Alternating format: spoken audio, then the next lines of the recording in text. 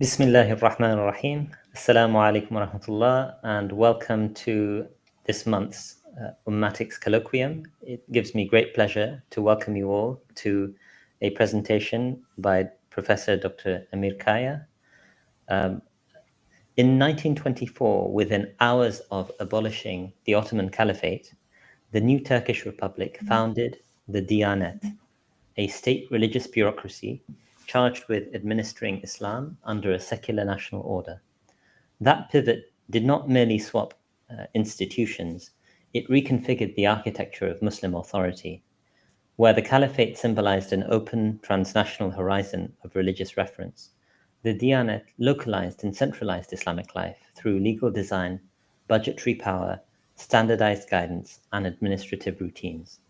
The upshot was a distinctive settlement. Turkey's balance-oriented laicism, in which religion and state are neither cleanly separated nor fully fused, but managed through a national channel that stabilizes some forms of religiosity while circumscribing others. For Ummatics, this story matters beyond Turkey. The movement from a universal symbol to a national bureaucracy speaks to a wider logic of modern statecraft. The nationalization of religion and to its consequences, how Muslim identity is reshaped under bureaucratic oversight, how intra-Muslim differences from jurisprudential schools to Alavi claims are reframed as administrative files, how non-state religious networks adapt, negotiate, or get sidelined, and how the imaginable futures of Islamic political thought expand in some ways, predictably institutional capacity, and contract in others, transnational coordination, plural authority. Even the digital turn, new media, cyber muftis, cross-border scholarly platforms tests the Diyanet's model of a centralized voice, raising fresh questions about ummatic connectivity in an age of nation-states. Our aim in this session is not to litigate in pursuit of a single verdict, but to take stock of a century-long experiment. What the Turkish case reveals about the legal and institutional tools that remade Islamic authority, about the opportunities and frictions of administering religion through the state, and about what all of this might signal for ummatic unity and the practical horizons of Islamic governance today. It is therefore a considerable privilege for me to explore these themes with our speaker, whose work sits precisely at the intersection of religion, law, and the modern state. Professor Dr. Amir Kaya is professor in the Department of General Public Law at Ankara Social Sciences University. His scholarship spans the intersection of religion, law, and the modern state, with particular focus on Turkey's secular governance model and its reconfiguration of Islamic authority. He holds a PhD in law from SOAS, University of London, an MA in theology from Harvard University, and a BA in political science and philosophy from Indiana University, Bloomington. Dr. Kaya brings both legal expertise and theological depth to his work. He has served as a rapporteur judge at the Constitutional Court of Turkey and as a legal advisor to the Ministry of National Education. His book, Secularism and State Religion in Modern Turkey, Law, Policymaking and the Diyanet, offers a comprehensive study of how the Diyanet has shaped into a cornerstone of Turkey's Islamo-secular governance. It is a great pleasure to welcome you to the Ummatics Colloquium, and the floor is yours to speak about the Diyanet and its location in contemporary Turkish state and beyond. You have, inshallah, 30 minutes, please. Yes, thank you very much, Brother Usama, and I would like to thank all the contributors of Ummatics. I am very happy to be among you tonight. Tonight in Turkey, obviously, you in different parts of the world, in the States especially, it is not. Can we put up the slides, please? Because I will use a PowerPoint presentation. Yes, thank you very much. And as you said, Brother Usama, Diyanet is a significant institution for the Islamic history, but for the Turkish bureaucracy and for the Turkish state as well. It is, in fact, My claim is it is the most central and significant and indispensable department in Turkey, and I'm going to prove it in about 10 or 20 minutes through the legislation. It is the central state of the modern Turkish state. So before that, because our title includes Kemalist making of the Diyanet, and some of our listeners or may not know about the concept, the word Kemalist. Probably most of you do, but Kemalist means someone who adheres and advocates the ideas of Mustafa Kemal Ataturk. And who is Mustafa Kemal Ataturk? Mustafa Kemal is a former Ottoman military officer who was the leader of the national liberation movement against the Allies in the aftermath of World War I.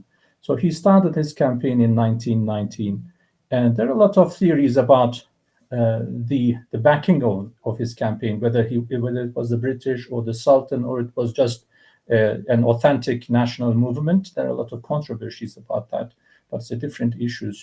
And in 1920, he managed to found and be the president of the Ankara parliament. At that time, there was a government in Istanbul, the Sultan's government, but because they claimed that he was at risk because of the British occupation in Istanbul, they established an alternative parliament in Ankara. He was the first president of the parliament.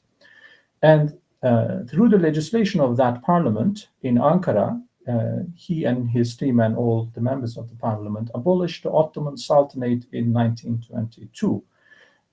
But because there was a huge opposition against the abolition of the Caliphate at that time, they divorced the Caliphate and the Sultanate from each other, and they abolished the Sultanate alone, and they kept the Caliphate for 1.5 more years. And in 1923, October 29th, he became the president of the newly announced republic, which was then by law an Islamic republic. So when people celebrate the foundation of Turkish Republic, they actually celebrate the foundation, the establishment of an Islamic republic, because in 1923 it was still an Islamic republic. But then, as you see, the developments are all gradual. In 1924, the Caliphate was also abolished, and so he was the leader of all these procedures and the upcoming procedures and developments as well, which I'm going to talk about soon. But so the concept, the idea of Mustafa Kemal Atatürk in people's minds are quite dispersed. The secular views are more consistent with each other, because most secular people in Turkey and abroad regard him as a great hero, the savior of the Turkish nation and creator of a modern country, and so on and so forth. Whereas Muslim views are quite complex. Some claim that he was Al-Khadr. I'm sure you know Al-Khadr. In Turkish, we say Khizr. So he was a kind of a mujaddid who pruned Islam for its later revival. So his intervention with the Islamic history was with good intentions, and he was a Hafidul Quran. He was a great Muslim, but he did the necessary operations for the sake of Islam, actually. So this is the one end of the spectrum. And on the other end of the spectrum, some people call him and regard him as an antichrist and Dajjal, who actually meant to destroy Islam. So these are all controversial issues, but they are not necessarily political, but they are theological. So I don't have any strict or clear idea about his inner state. I think nobody can. But politically, my view on Ataturk is that Ataturk was a political visionary who wanted to create a nation state, because that was the state of the art at that moment. The nation states were still quite popular, and he wanted to be the creator of a nation state in his land, in Turkey. And in 1920s, especially in American newspapers, he was defined as a Jewish leader, which was very interesting. It's not very politically correct to say it in Turkey now, but that Ataturk was a Jew. But he went to a Jewish school, that's for sure, and which Jewish schools traditionally, especially at that time, only accepted Jewish people. So he went to a Jewish school. He was raised in a predominantly Jewish city, which is Selanik or Thessaloniki in modern Greek. So he was told that his identity was that he was a Jew, and his answer is quite interesting because he said Napoleon was an Italian but founded France. So my personal race and ethnicity is not that important because I'm establishing a Turkish state called Turkey.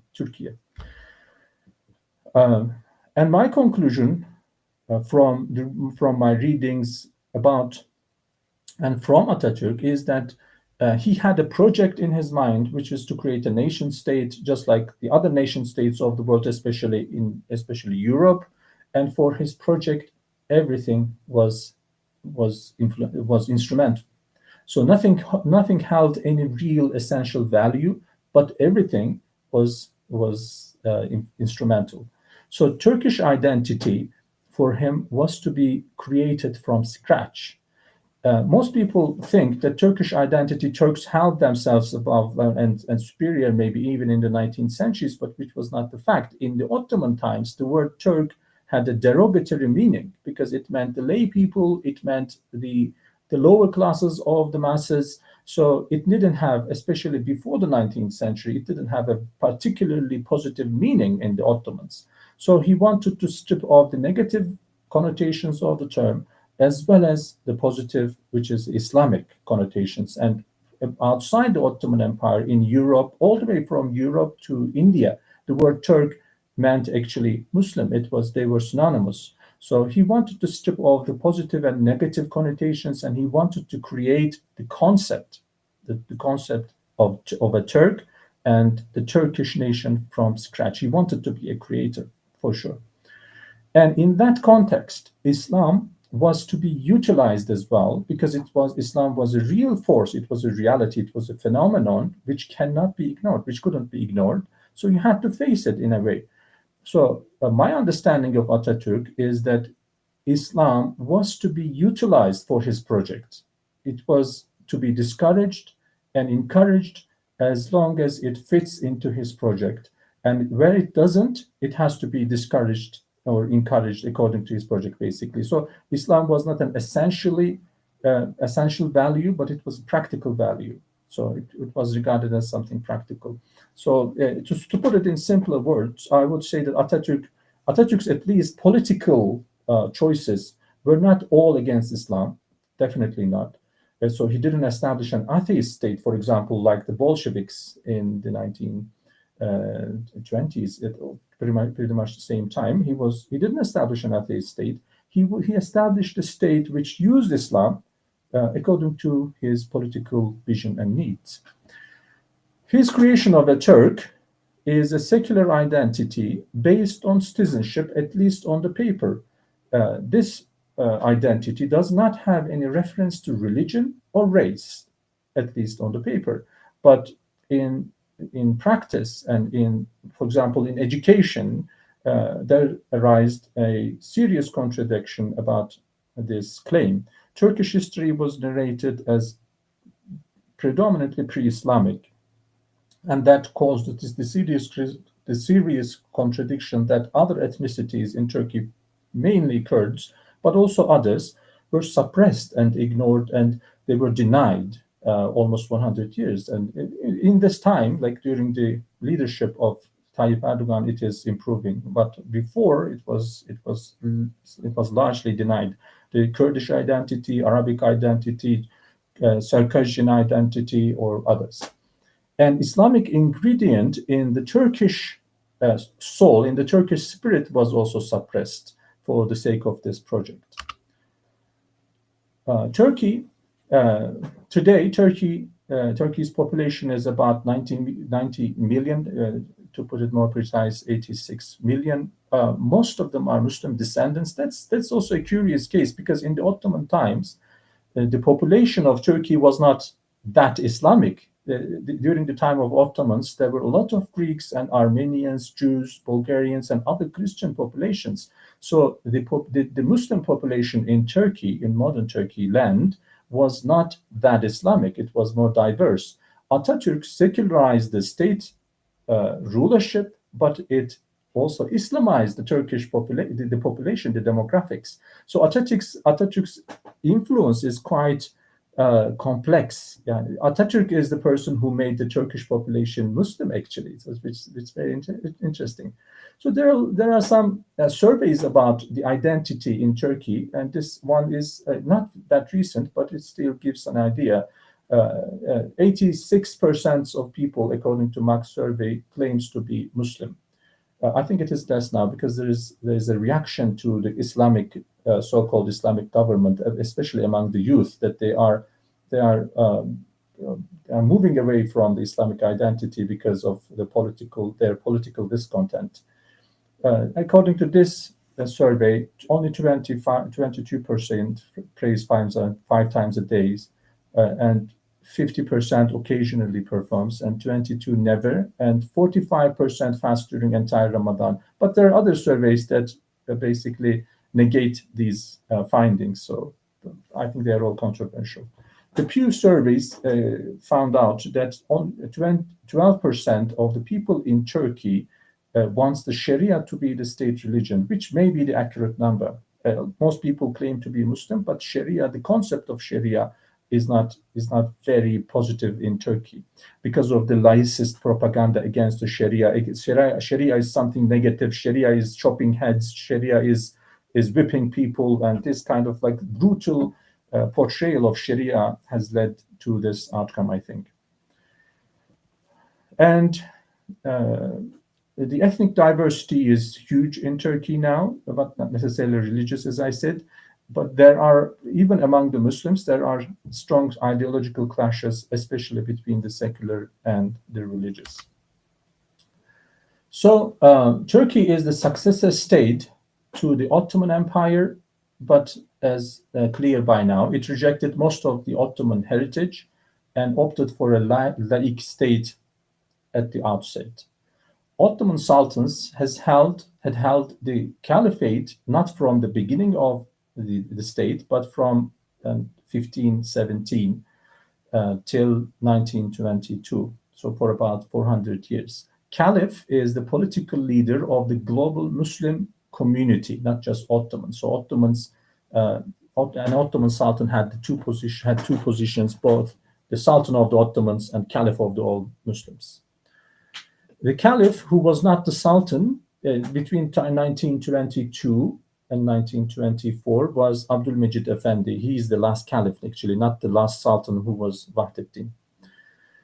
And under the caliph or the sultan, there was an important post called Sheikhul Islam, in Turkish Sheikhul Islam, Sheikh or the master of Islam. This is the most critical bureaucratic position in the Ottoman state. And Sheikhul Islam had the power to remove the sultan from the throne, even by issuing the proper fatwa. So it's a very crucial position. And the position, the seat of the Sheikhul Islam, held the powers of 5 modern-day institutions of modern Turkey. So it's a huge and very influential position. And what are those 5 departments? The Ministry of Justice, because all the judiciary belong the Sheikhul Islam, and the Ministry of Education, the Council of Higher Education today, and the General Directorate of Endowments today, which is very rich because the endowments was the founding stone of Ottoman social and economic life. And they are all removed from each other in modern Turkey, all these 5 departments. And finally, the Diyanet, the Presidency of Religious Affairs, Diyanet İşleri Başkanlığı in Turkish, is the 5th department, which could have been seen as the under Sheikhul Islam. So that shows that the power of Islam is largely diminished in Turkey, deliberately, obviously. 1923 as, again, the foundation of the Republic. March the 3rd, 1924 is the end of Caliphate, and the same day is the foundation of the Diyanet. And as I said before, at the time, the the Turkish Republic was an Islamic republic still until 1928. In 1928, the state religion is Islam. The statement was removed from the constitution. And until 1937, it was not clear, like the identity of the state was not clear. It was not Islamic, but what kind of a regime was it? And in 1937, laicism was inserted into the constitution, and Turkey became clearly and openly a laic country. In 1982, there was a military coup, and that military coup benefited from the ideas of some Turkish scholars and academicians, and adopted Turkish Islamic synthesis, Turk Islam synthesis, which fell in line with the American idea of the new Turkey, because America was, it was the time of the Cold War, communism was a great danger. So religion, the support of religion was something needed all around the world. So a laic state, a radically laic state would not be good enough to fight communism. So a mildly Islamic state would be preferable.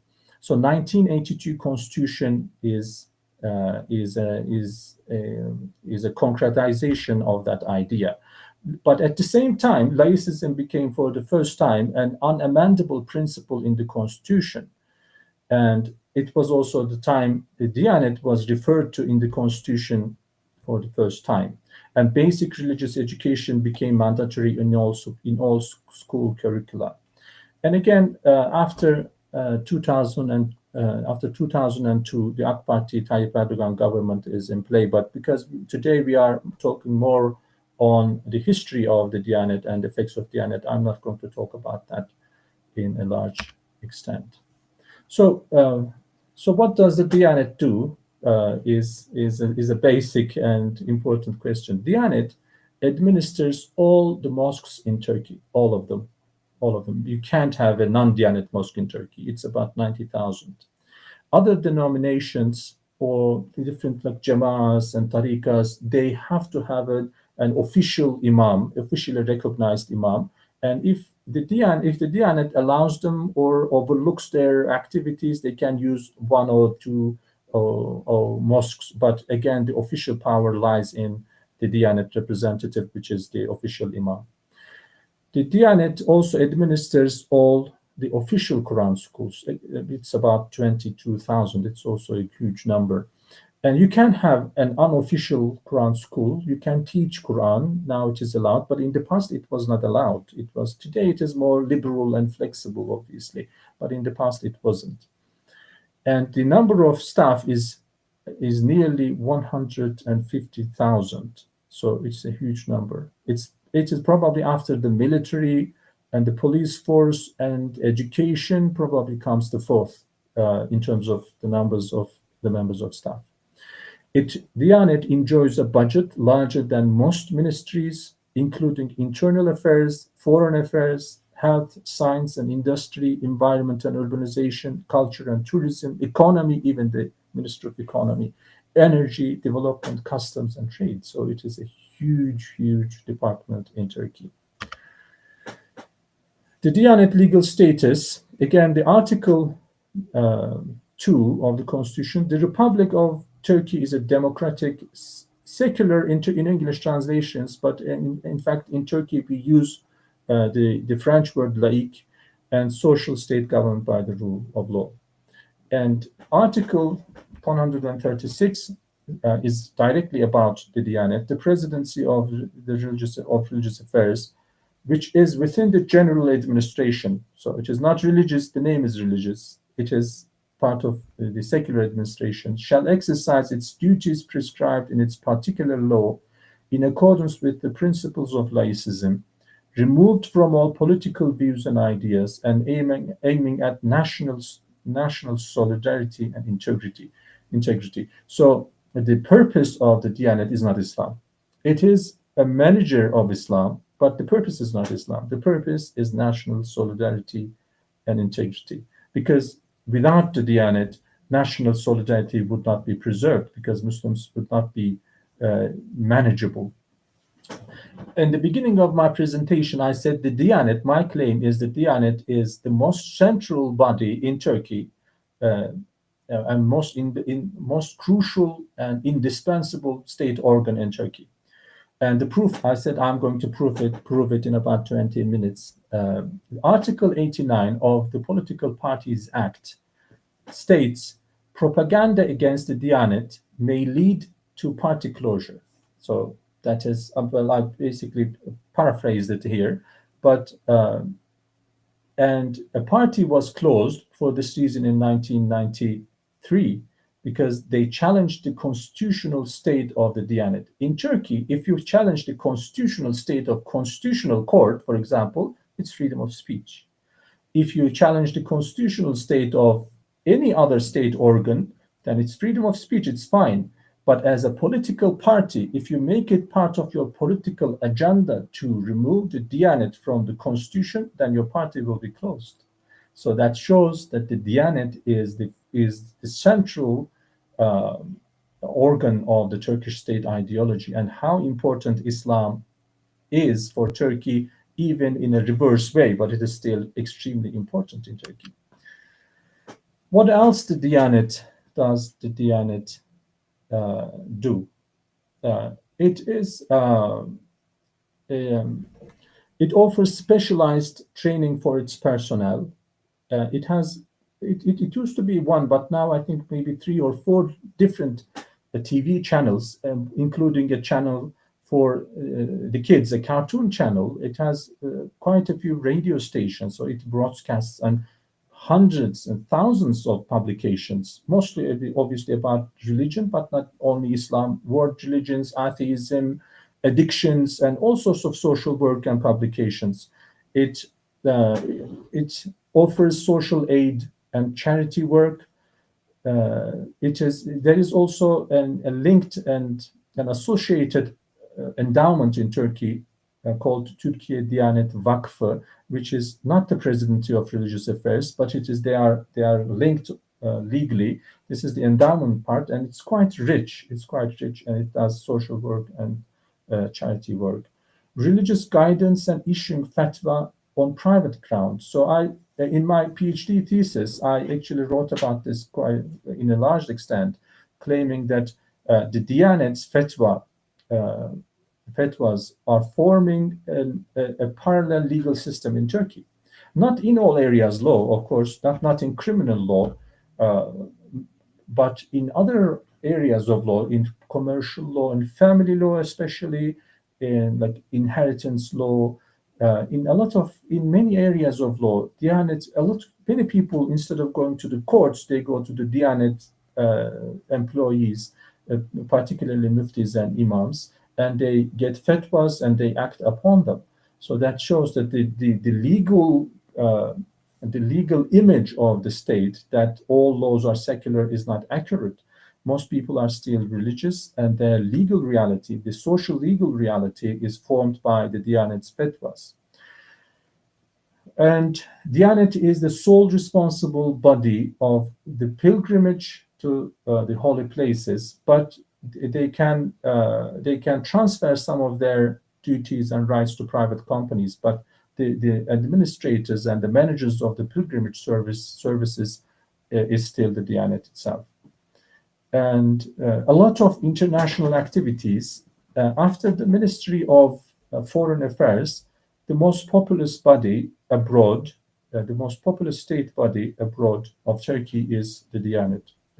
Hundreds or thousands, especially in Europe, where the Turkish minorities are present and populous, especially, for example, in Germany, but also in the US, in the UK, France, Belgium, and other countries. So it is a very big institution abroad as well, not only for religious services, but also, I think, for other state-related, for example, like fighting addiction or forming the Turkish identity abroad. So it is a cultural and diplomatic tool of the Turkish state. So why does it even exist? To go back to the foundation of the Diyanet, is it to endorse Islam, to control, curb Islam, or to use Islam. I would say that it is mainly at the foundation. I think it was to control. There is this narration that the Shah of Iran comes to visit. It's actually factual that he came. He came to visit Ataturk, and they had a conversation. And Ataturk warned him and said that you are giving too much space to mullahs. They are going to destroy your country. They are going to destroy your regime. And he was a big fan, an admirer of Ataturk. And he tried to secularize Iran, the Shah. He tried to secularize Iran and make it more like Turkey. But just because he missed that part of controlling Islam and religious scholars, in 1979, his country was his throne was overtaken, just like Ataturk predicted. So Ataturk was very smart. And he was actually a big fan of Napoleon. I think he was also critical. I think he was internally a rival to Napoleon at the same time. And he was educated. Ataturk was educated in the French style and knew about the French history and political structures and so on and so forth. So he was an admirer of the French, but he was not a blind imitator, so he didn't copy the French secularism. There are not many countries around the world which use the word laïcism officially. I think there are 4 or 5 of them. Turkey is one of them. So Ataturk borrowed the word laïc from France, but the implementation of that word is peculiar and special to Ataturk and Turkey. French laïcism is nothing like that, especially after 1905.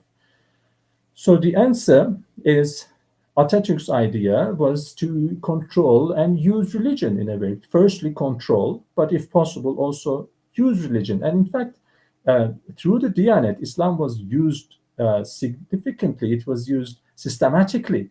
I think in 1930s, the Diyanet issued a fatwa that paying zakat, the alms, to the Turkish aviation company is an ibadat, it's an act of worship, for example, because the state rulers required that they issue such a fatwa. The first president of the Diyanet, Rifat Börekci, who served from the foundation of the Diyanet until his death in 1941, these are all religious scholars, big religious scholars, but they were in line with Ataturk's and others' ideology that the Turkish state should be less secular, less religious, and more secular. So I think that is linked to the conception, the conceptualization or the image of the new state and Ataturk, especially whether Ataturk was essentially serving Islam or destroying. And most people, most religious scholars who worked with Ataturk, thought that what Ataturk was doing was good for Islam. Actually, that's what they thought. So because the Diyanet is two-sided, it is double-sided. The reactions are also quite complex and controversial. Some people in Turkey look at the Diyanet and say, well, this is too much religion for a secular state. Others say, especially Muslims and aware Muslims, say that it is too weak, Islam. And some claim that it is an abuse of Islam. Some others claim that it is a distortion of laïcism. And some claim that it is discrimination against sectarian minorities, especially the Alevis, but even from within the Sunnis, especially Shafis, some opposition is present that the Diyanet is too Hanafi, for example. So it is controversial in all aspects. That's why I think this image was a gift, but it is not. It is not moving here. So all the people are poking Diyanet from different angles, but this also, I think this was a gift. It was an acting thing, but it's not moving here. So a lot of people are pushing the Diyanet from different sides, but at the end of the day, it doesn't move at all because they all neutralize each other. The extreme secularists or the extreme religious or the nationalists versus anti-nationalists and all that, they are all pushing Diyanet from different angles, and Diyanet stays strong and with the legal backing with the support of the legal backing too. So the lessons that we learn from the case of the Diyanet, that Diyanet is not a product of ideological insistence on laicism or Islamism, but it is a pragmatic solution to a social need, as perceived by the state founders and even rulers now. No matter what kind of ideology a ruler of Turkey has now, I think they will all come to the point that Diyanet is indispensable because it keeps the social balance in a way. It doesn't aim to please everybody, and it doesn't please either. On the contrary, it serves the overall balance in Turkey by making everybody a little bit unhappy, like the Muslims, the Islamic, and the secular. Everybody's unhappy about the Diyanet. So Diyanet is not a liberal creation. It was not demanded by Muslims. It was designed by the state as an instrument for addressing Muslims and also non-Muslims too, like the secularists we can include here as well. So it was to create the Turkish identity, they needed to remove the risk of Islam, and Diyanet serves that purpose. It makes Islam a less risky force for the Turkish state and Ataturk's project. And Diyanet knows its roles. Diyanet and its leaders know their roles, and they never challenge the traditional Muslim orthodoxy, so that they are perceived as an authority, themselves by the Muslims. It is therefore respected and taken seriously to some degree. Everybody thinks that, well, it is better than nothing. I mean, what are we going to do if we remove the Diyanet? So it will be worse. So Diyanet manages, it's the success of the Diyanet to make people think like that, I think. Diyanet never challenges the regime or the governments either. It sustains its position. I think it is a very crafty and a talented political institution that looks like a religious institution. I think it is very political and does the politics very well. And serves the purpose. But as the regime changes in Turkey, as the direction of the regime changes in Turkey, Diyanet adapts immediately. So Diyanet itself is not a force, is not a power. I think it is created as an indispensable player, but it doesn't have a character like for example the Conseil d'État of the French, which has a power of its own. Or in the past, Turkey had, or the military or the constitutional court had powers of their own. Diyanet doesn't have such a power. Diyanet doesn't have that power because it is very easy to remove the leader, the president of the Diyanet, and bring somebody else who serves the needs of the current government. So Diyanet is quite flexible at the same time and adapts the government. If the government is more Islamic, Diyanet becomes more Islamic. If the government is more secular, Diyanet becomes slightly more timid about Islam and plays the game in a different way. So it is, maybe one could say that it is an institution with no character, but it's also possible to claim otherwise, that it has a character so flexible that makes it so resilient at the same time, because it is a religious institution in a laic state which has been there for 100 years, and it is still relevant and powerful. So that's my presentation, and I'm happy to take questions and comments, especially on more current issues if you are interested. Thank you so much, Professor Dr. Kaya. It's really a fascinating insight into the sort of an institution which is quite unique. I don't think there's anything quite like Diyanet anywhere in the world, although, of course, the establishment of sort of ministries of Awqaf is found throughout the Arab world, for example. So the control of religion by the state is something which is replicated, but the scale on which Diyanet operates, I think, is and the unique circumstances within which it operates, being within a state which ultimately declared itself as a laic state, I think presents the institution with considerable challenges, and turned it into something of a pragmatic entity in many respects. I want to tell our viewers in the live stream that you are welcome to ask questions, and I can see that there are some questions coming in already. So this will be on the YouTube chat, on the side panel. If you type in questions, we will curate these and inshallah present them to Professor Amir. In the meantime, I actually wanted to hopefully engage you in a bit of a conversation about what you have been talking about. It's really been sort of a fascinating tour, and I want to remind people that Professor Amir does actually have, of course, a book that you showed in the slides specifically on Diyanet, so people should look that up. I perhaps will address some of the points that you... Can I just interrupt and comment on the book now, because the book is so expensive, even I can't afford it. But that's a joke, obviously. I can afford it, but it is so expensive. So I published it in Turkey, which is now extremely cheap. It's only $5. So it is, I mean, in the UK and in the States, it's extremely expensive. The books are, Right. I mean, for the Eastern populations, it is very expensive, no? Of course, And of course. So you published it in English in Turkey as well? Yeah, that's the way I... Yeah. Excellent. No, that's wonderful. So, I mean, how can readers get their hands on it in Turkey? Is there...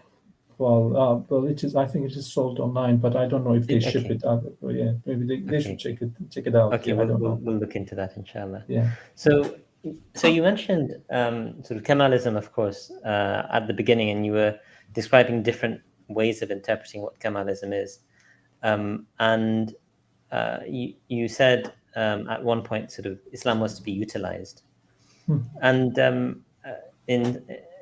I think the context of Diyanet suggests to me maybe another word to use in this context is Islam is to be instrumentalized. So utilization or instrumentalization, I think, are quite sort of similar terms. And this kind of brought me to thinking about the way in which you highlight that Diyanet is actually, a sign that Islam is incredibly important in contemporary Turkey, like laicism. So you said something along the lines of Islam is important because the Diyanet cannot be criticized. If you criticize the Diyanet, unlike any other ministry that you could think of or that you mentioned, you can actually become banned. There was a political party that was banned in the 1990s, you mentioned. But for me, I wonder if, and perhaps you deal with this explicitly in your book, thinking about Talal Asad's concept over the religious secular divide, or the management of that sort of relationship, that in a sense the reason Diyanet cannot be criticized is because it is absolutely sacrosanct for a laic state to have control over the religious sphere. That's the reason. It's not because there's some kind of interest on the part of a laic state in preserving religion. The ultimate sovereign here, or the ultimate sort of, is the state. I wonder how you would respond to that interpretation of the status of... Well, it's a very smart interpretation and also accurate. I agree with you, of course. What is not being sacrificed is not Islam, but it is the state control over Islam. I agree with you, yes. Okay, and in that, I mean, of course, in most of our adult lives, our sort of recollection of Turkey is primarily under the control of the AKP, which has been, quite exceptional in the history of modern Turkey, of course, since the sort of fall of the Caliphate, the modern republic. And I wonder, I mean, you suggested, you said that if... when, I think you used the expression, when the state becomes more secular in orientation. And I think that's an if question at this point, but can we imagine what might happen considering the pre-AKP history of Turkey? It's a long history. And the way in which Diyanet, you're actually one of the world's leading experts on that history, of course. The way in which Diyanet was maybe utilized by the state.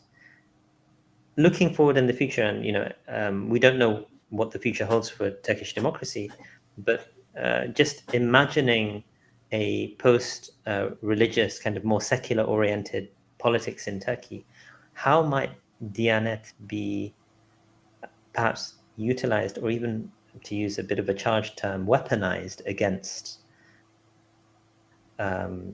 or Islam in a place like Yeah. Turkey in that context? Yeah.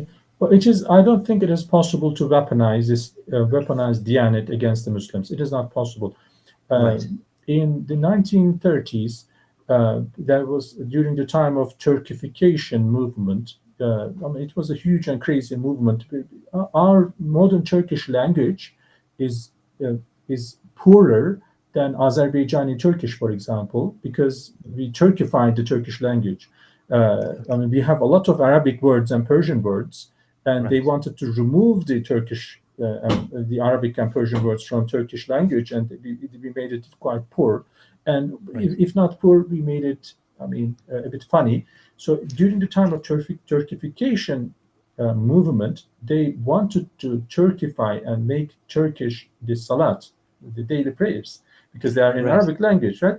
Right. Right. In Right. Of fact, course. in fact, the call for prayer in Yes. Turkey Was in Turkish for a long was time. in Turkish from 1932 until 1950. For 18 years, the call to Fascinating. prayer was in Turkish. So they Right. wanted to Turkify the salat as well, but the Right. members and the leaders of the Diyanet resisted that. They said Fascinating. no. They said okay, adhan is fine, call to prayer is Okay. fine. You can Turkify it, but not the salat. So Fascinating. you can't portray the Diyanet as a spineless body. No, Right. it is Right. flexible. Right. It Right. is it is it's a, Right. it's an organ of soft power. So I don't think Okay. it is at all possible to weaponize the Diyanet against the Muslim. It is just out of the question. Okay. But Okay. you can mend and manipulate it in more disagreeable areas. Right? Right. Right. Right. So I mean, in a sense, I would, in that case, it's a very helpful comment, because it qualifies something else that I noted down that you said earlier, which was that Diyanet adapts to the regime and doesn't have independent power. But as you say, that has to be qualified by the statement. It is not a spineless institution where it Absolutely. needs to sort of like hold its ground. And the example you give is a particularly fascinating one, because of all of the Sunni schools, the Hanafi school is very interesting in that there are sound reports from Abu Hanifa that it is permissible to pray even in the language of your own sort of like tongue. Even in a non-Arabic language, you can pray. So it's Yes. fascinating that they changed the adhan, which I don't believe any madhab permits, but they Yeah. didn't sort of change the salah. So Yes. that's Yes. also fascinating. Yeah. Um, Yes. Perhaps another question would be, to what extent do you think, because you mentioned an element of, the Turkish character of Diyanet as a project, and I actually bought sort of some volumes of Islam Encyclopédie, which I believe is produced by Diyanet, which is this extraordinarily rich sort of encyclopedia, one of the most comprehensive encyclopedias about Islam in any language. I think it's over 100 volumes at this point, that is produced by the Diyanet, and it's a great academic scholarly work. But it's also a Turkish work, of course, and it's now freely available online for anyone who knows Turkish. And I wonder, to what extent is Diyanet a Turkish project, and to what extent is an Islamic project? And to what extent is it a Turkish soft power project, in your view, for the global Muslim world? Yeah. Well, as you said, the Islam Encyclopedia is a fascinating uh, academic work. But to answer your question, in the earlier versions, editions of the Encyclopedia of Islam, which is published by the Diyanet Vakfı, which is the endowment of the Diyanet I mentioned about, not the presidency, but the endowment. And in the earlier editions of that encyclopedia, the article Kurd did not exist.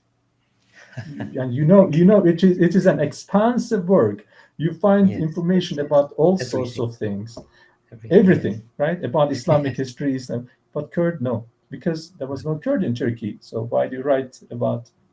Just in case, like people shouldn't think that they could be Kurdish, so they didn't have it. Later on, they corrected it, of course, with the Ak Party because AK Party is more, Tayyip Erdogan is obviously has more of an Islamic culture.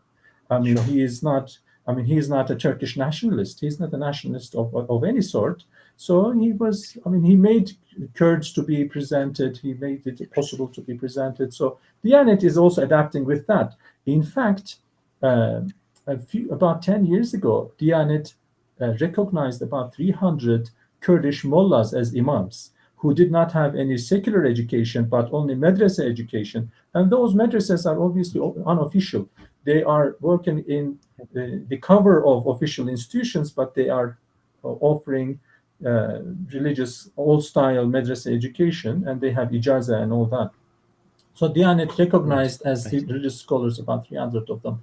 So to make Kurdish people more recognized and at good terms, in good terms with the state. So to answer your question again, Diyanet is, I think, more of is a Turkish project first, but Islam is its subject, and they don't want to do injustice to Islam at the same time as much as they can. They try to avoid that too. But if they have to choose, if the Diyanet has to choose between Turk and Islam, I think they would choose Turk. I think so. Because, I mean, the last example you gave was an interesting way in which they're sort of departing from the Turkish nationalist kind of project of excluding Kurds and welcoming Kurds despite a lack of formal education. But you're saying, despite those sorts of overtures to non-Turks, it is still primarily a Turkish.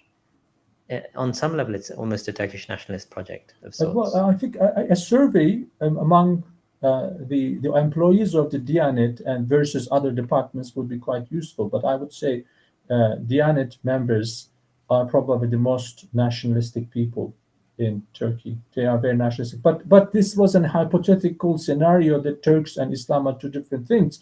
In a classical Diyanet member, Turk equals Islam. So they can't be divorced. It is in their mind, they can't be divorced. So Islam is their heart, Turk is their mind. So they are all together one body. Right? That would be their idea, I think. And what do you mean when you say they are the most nationalist? Like, if you can flesh that out for someone who's not a Turk, like they're the most nationalist type of Turk. What does that mean? Their emphasis on the Turkish identity and their loyalty to the state, I would say. And I think. Okay. So I have a couple of questions that are coming from our audience members, and these are coming from someone, Mr. The names aren't very clear to me, but I'm just going to read out the question. So one questioner asks, how does Diyanet exert its bureaucratic control over Islam in relation to the tariqas, presumably the Sufi tariqat? Where are its limits, and do these limits also define the state's limits? Well, the scene of tariqas in Turkey is quite rich.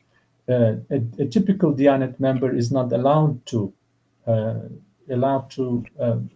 publicize a tariqa view, or even if he has a tariqa link, he's not allowed to show it or reveal it to the public. And Diyanet rulers are generally, because there are the tariqas and jama'as and all that, but there are also religious schools that exist within this secular state and education system called Imam Hatip schools and Ilahiyat facultesi. So they are part of the state mechanism, and most of the Diyanet members are educated in state schools. That's what I'm trying to say. So their mentality is shaped by the state in the first place. So their loyalty is not to the tariqas. And tariqas are very powerful, especially in some other departments of the state. For example, in Ministry of Health, they say this tariqa is very strong. In another Ministry of Education, that tariqa is very strong. But in the Diyanet, no tariqa can be strong. No, it is not allowed. And the Diyanet is, in general, in good terms with the tariqas, but not officially. I mean, they say, well, we do different things. Diyanet has the mindset that we do different things. We work for the state, we make the state happy, and you make the people happy, and it's okay with us. as long as the mosques are ours, the Diyanet's approach is, as long as the mosques are ours, you can do whatever you like. It's not my business. If you have any criminal activity, it is the business of the prosecutor. It's not part of my job. So the mosques are mine. You can play it somewhere else, basically. So there is no direct influence. There is no direct influence on the tariqas. They coexist basically in a peaceful way. Right. I mean, I was under the impression that the tariqas were suppressed during Ataturk's period, and I didn't realize that they still had a vibrant existence in our own time, perhaps, just reflecting my ignorance of Turkey. But you seem to suggest that actually tariqas are quite a vibrant sort of I think it's a good point, because when the tariqas were suppressed, which they were during the time of Ataturk and the second president Ismail, they were really suppressed. And while they were suppressed, Diyanet didn't say anything. Now they are not suppressed, Diyanet doesn't say anything. Basically, it remains neutral, right?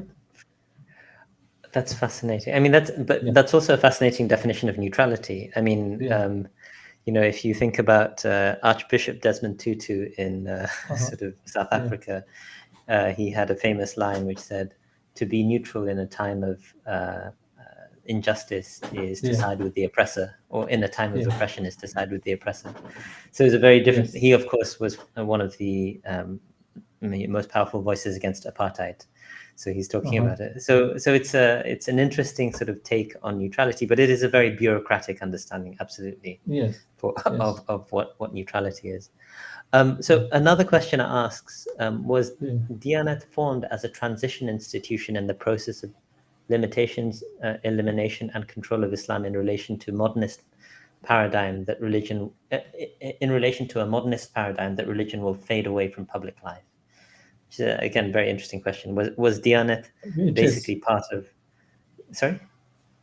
It is very interesting, but it's about it's very difficult to read the minds of the founders of the Diyanet. It is possible because Ataturk was. A lot of people claim that Ataturk was essentially a deist, so it's not Muslim, but still believed in God and so on. But for sure, for me at least, for sure, Ataturk was a naturalist. So he believed in the nature, the laws of the nature. So he believed that he believed in evolution and all that. So that's why he was a revolutionary and evolutionary at the same time. So he probably thought that Diyanet, if religion faded at some point, Diyanet would not be needed. But there are also some others who claim that Ataturk, while he was abolishing the caliphate, he said that he abolishes the caliphate at the time, but when the time is mature enough, the Muslim communities around the world could come together and reform the caliphate. Some say that Ataturk had this imagination that the caliphate could be reformed, not as Turkey, the central player necessarily, but a committee of the state rulers, state heads, forming the caliphate again. But these are very controversial things that one has to be a proper and perfect historian, I think, to come to a clear conclusion. Yes, it's very sort of like far-fetched, you would say. I mean, I cannot claim to be a sort of historian of Turkey, so I'm not going to make any comment on that. But I had the honor of studying under Shukru Hanioğlu at Princeton. But if someone like him were to verify a comment like that, then I would believe it. But otherwise, it just sounds so out of character for someone like Ataturk to say something like that. Shukru Hanioğlu is the best person to ask this question, I think. Probably. But some say so. So we don't really read the minds of Ataturk, I think. We can't. Right. So another question from the online. So I welcome all of these questions from the online space. These are very interesting. So someone actually asked a fairly concise question, but let me ask this one first, which is, how does the legal body of Diyanet's fatwas compare to state law? Does this, in the end, undermine or strengthen the state, and how does it do that? I think it undermines the state because, like, there are some areas of law where the Diyanet and the secular laws don't overlap, but there are also areas where they overlap and clash. For example, family law. Like in the classical Islamic family law, the right to divorce is in the hands of the husband, whereas in the secular law, both parties can divorce. And in the Islamic law, the divorce is instant as in the moment it is pronounced, the divorce is there, the divorce has taken place. Whereas in the secular courts, it takes 5, 6 years if you can't come to an agreement. So there are a lot of clashes. Like if a husband pronounces the word of talaq, the couple is now divorced, but according to the official laws, they are not. So they phone the mufti and they say, "Well, what are we gonna do?" And like such cases are also quite common and frequent. So it undermines the state control over the people and the law, but the fault is not with the Diyanet here. The fault doesn't lie with the Diyanet here. I think the state, the Turkish. I have another book called Fıkıhtan Hukuka, which means from fiqh to law. And my proposal in that book is that Turkish state must recognize Islamic law if it wants to be more powerful. Because if you don't recognize Islamic law, not I don't say it as an Islamist, but I say it as a sociologist. Sure. I say that because it is a social fact that if you ignore a social fact, if you ignore a social phenomenon, then your state becomes weaker. So it is a social phenomenon. You have to recognize it as a social fact, not necessarily Islam is the greatest religion. No, you can still be an atheist, you can still be a secular person, but the science of sociology tells us that you must recognize the social legal forces. So it undermines the state, and the Turkish state must correct this soon, I think. Yes. In its own pragmatic self-interest. Yeah, exactly. You're arguing. Yeah, exactly. Yeah. Yes. Right. I mean, of course, I mean, like, as someone who is, Islamically oriented in my political views, I would also see that fits well with what an Islamically minded. And there are also some other, person like would- if you think that, sorry. If I might just give one slight, very minor correction, you're absolutely right that divorce can take years if there's disputes in secular law. In the Sharia, of course, there's always a waiting period. Yeah. So, but it's only about 3 months. Yeah. So it's not instantaneous, but Yes. it's initiated instantaneously. Yeah, exactly. It's 3 months. Yeah. Exactly. Sorry for missing out the nuance. Sorry, I cut you off there briefly. No. I cut you off briefly. I was going to say that there are some other cases. For example, the former president of the Diyanet, because Tayyip Erdogan doesn't smoke and he hates cigarettes, and the former president of the Diyanet said smoking is haram. That's he said. He said smoking is haram. Very strange. Well, then, Yes. well, if it is haram, very strange for a Hanafi to say exactly. that. And even there is the Diyanet, but there's also a high council of religious affairs, which issues the fatwas. Actually, it is linked to the Diyanet, but not necessarily under it. And this body of fatwas said, no, it is not haram. But although the president said it is haram, so they had this ikhtilaf among them. So, but they came to the scene that the Diyanet says the cigarettes are haram, but the state is allowing to sell it at the same time. So, I mean, it is a mess. I think it's a mess for Turkey. Yeah. Right.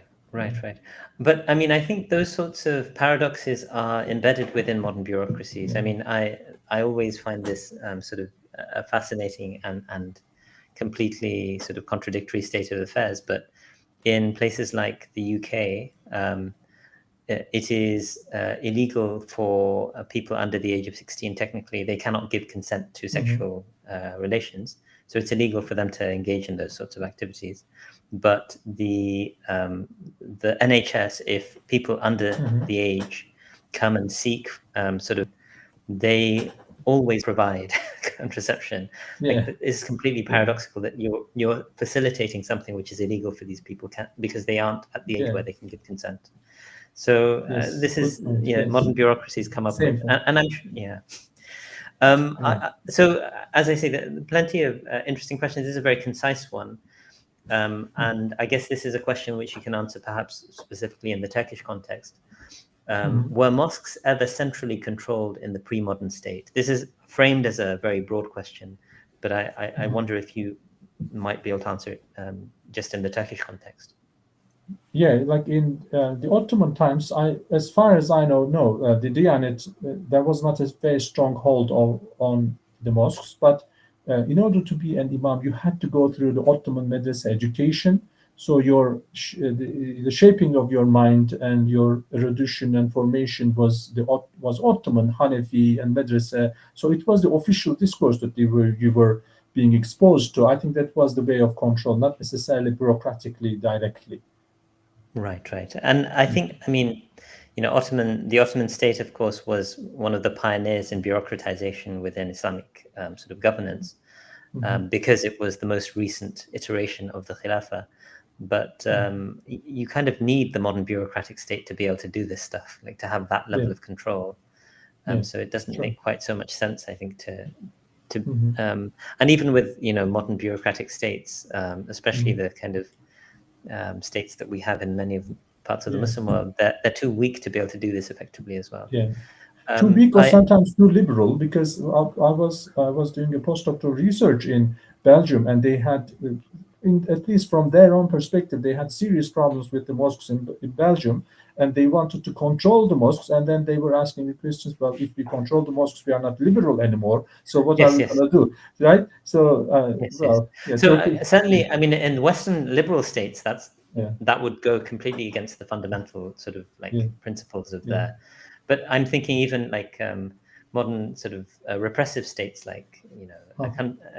I was hearing that in Egypt, during certain periods of very severe crackdowns, there Mhm. were uh, there was too much incompetence from within the state apparatus to be able to really keep keep the Yeah, crackdown as effective as possible. So yeah. plenty of dissent would be voiced in these sorts of mosques and so on. There are plenty of unofficial Yes, mosques in a country like Egypt. So yes. Turkey is, of course, like I think it's an upper middle income state at this point in Mhm, time, mhm. or I don't know if it would be considered a high income state yet. No, no, I Um, don't think so. no, but it's Mhm. upper middle income. It does very Yeah. well in global metrics, and so Mhm, it has that sort of level of bureaucratization in kind of modern neoliberal metrics that allows that level of control. mhm. And yeah, a lot of Muslim countries don't have that. Of course, it's whether Yeah. neoliberalism is what we need to aspire to is, I think, Uh-huh. many Yeah. of us would be very circumspect about. I wanted to, if it's okay, I mean, uh, there are still questions coming in, and I'm very much enjoying the conversation. So if it's okay with yourself, I will Sure. keep on asking Bismillah. Sure. Yeah. Um, Yeah. so I forget the name of the questioner here, but very interesting question about Mustafa Sabri and Bediou Zaman Said Nursi, saying, how Mhm, do Diyanet officials and others in the administration, I think this is the wider Turkish administration, mhm. view the legacy of Shaykhul Islam Mustafa Sabri and Bediou Zaman Said Nursi, who were clearly anti-secularist? So yeah, Yeah. or I guess, Uh, how do anti-secularist voices, mhm. how are they responded to within official institutions like the Diyanet, which are, as you Yeah. mentioned, Article 136 says Mhm, the raison d'etre of this institution is to support like mhm. something along those lines. Um, uh, just like I said before, it depends on the government. During the first governments of the Turkish Republic in the 1950s, even before 1950s particularly, uh, Said Nursi and Mustafa Sabri, these people were regarded as the enemies of the regime. And most of the life of Said Nursi was spent in prisons. In 1950s, it was more flexible, but still he was under strict control of the police force. So it was these were the people who were to be controlled, and their teachings were to be, I mean, sometimes even penalized, and a lot of Said Nursi followers were penalized and put in prison for decades. But recently, during the time of AK Party, Tayyip Erdogan, Diyanet came to the point of publishing Said Nursi books. So it is a huge transformation from criminalizing Said Nursi to publishing Said Nursi works. And Mustafa Sabri and others too. These are like, or there are some other figures like İskilipli Atif Hoca, for example, like who were regarded as the adversaries of this regime in the first decades. They are now regarded as respectable religious scholars. So that's the change, basically, based on governments. Right. Yeah. Right. So, I mean, it's, again, a question of, I mean, I'm going to go back to something that you mentioned earlier on right towards the beginning of your talk, because it really depends on the government, as you suggest. And that is, no one can tell the future, but, you mentioned that there's roughly 86% of the Turkish population considered themselves to be Muslim. And you said that this has probably gone down since the estimate was given, I think, in 2017. Yes.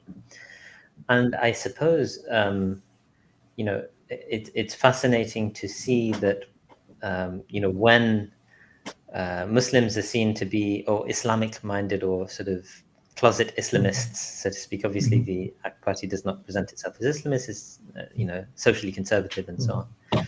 But when these people are seen to be in power, it can create this kind of rebellion against them, especially among the youth. And one wonders, in the long term, what what the future holds for this sort of an enterprise, because it is quite plausible. You said Islam's never going to be completely, it's not a spineless institution. Islam's never going to be completely destroyed, but it is quite possible that it becomes a very timid institution. Would you agree with that characterization potentially? Yeah, Could you maybe paint us a picture of a from a Muslim perspective, or from an Islamically oriented perspective, a risk assessment? What is a very bad scenario that could happen? well, some people say that Islamism or political Islam in Turkey has died because the people tried out the political Islam through AK Party and Tayyip Erdogan, and it's a failure. It's especially in the area of culture and other social areas. It's a failure. People are not happy with the Islamic image and politics, so they are not going to support political Islam again. So political Islam is dead. I disagree with that. I think political Islam is quite often I say the current Islamists in Turkey are essentially and methodologically are Kemalists. So they are produced by the Kemalist regime. So they are not proper Islamists. They are not proper Muslims. Actually, they are the byproducts of a Kemalist regime who happen to adhere to Islam and like Islam, love Islam in their own ways, but their styles are not necessarily Islamic, but they are still Kemalist. I mean, in terms of style, I say quite often in Turkey, we are all Kemalists because our style is Kemalist, because we have been educated and in the Kemalist settings. So I am quite optimistic about the future, that this version of Islam has been tried out and it's a failure. Yes, the Kemalist version of Islamism is a failure in Turkey. Yes, but a proper and more authentic version of Islam can lead the future, and I think it will, because Islam is still the only force in Turkey that holds the social solidarity, that holds the ideological and philosophical power. Apart from Islam, no ideology has that rigor, has that power to lead the people in Turkey still. But we just have to revise our actions and our ideas and come to a finer understanding of Islam after this period, I think. So I'm quite optimistic. And That's a very... Sorry. Go ahead, please. Please. A more timid Diyanet is not in the horizon. It was in the past. It's in the past now, the timid, because recently, like a few years back, Hagia Sophia was a museum for about 8 years, and it was opened as a mosque again, which was a great move symbolically, of course. And after that, the president of the Diyanet delivered a Friday sermon in the Hagia Sophia, holding the sword, which is a huge Islamic symbol of even caliphate, right? So the Diyanet is becoming more and more courageous about the Islamic manifestations.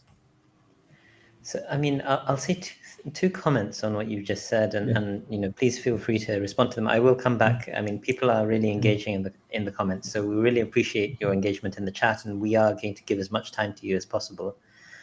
But so the first thing you said, I mean, you said some things which were very provocative in the sense by saying, the people who are in charge, they're not even proper Muslims, as it were, but they're Kemalist Muslims, and by I mean, it made me think of you. You must be familiar with the work of Salman Sayyid at Leeds University. He has a couple of books. One is called A Fundamental Fear, and another is called Recalling the Caliphate. He's the author of a number of books, but A Fundamental Fear is a critique of what he calls Kemalism. It's a kind of a study of the contest between Kemalism and Islamism, as he puts it. And Kemalism, he globalizes as a concept.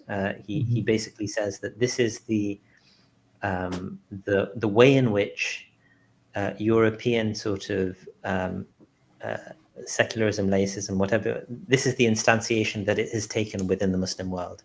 And it is there to try and destroy the articulation of Islamism. What he describes Islamism as is the desire to place one's religion at the heart of one's politics. So to place Islam at the heart of one's politics. He's a very interesting thinker because he's a postmodern thinker as well.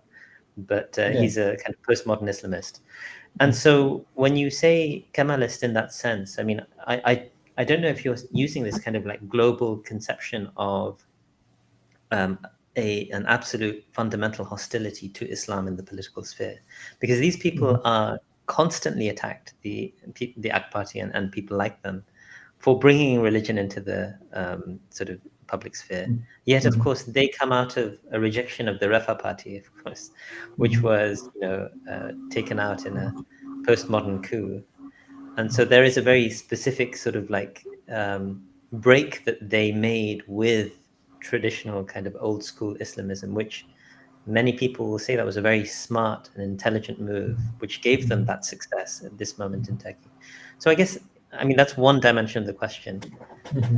The other thing I've actually forgotten at this point, so maybe we can just stick with it's a fascinating and provocative statement, I think, that you've made. Yeah. Well, my understanding of Islamism is self-contradictory. I have like positive and negative feelings about the term. Probably you do as well. But a lot of people listening to us would definitely call us Islamists, whereas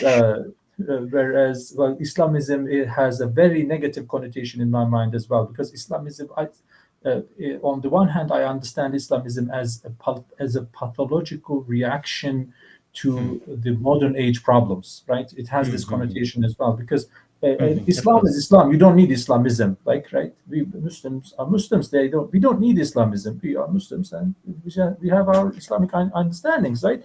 So, in that sense, Islamism is a modernist, is a modern creation. So, but we use it. We have to use it. We don't have any other words.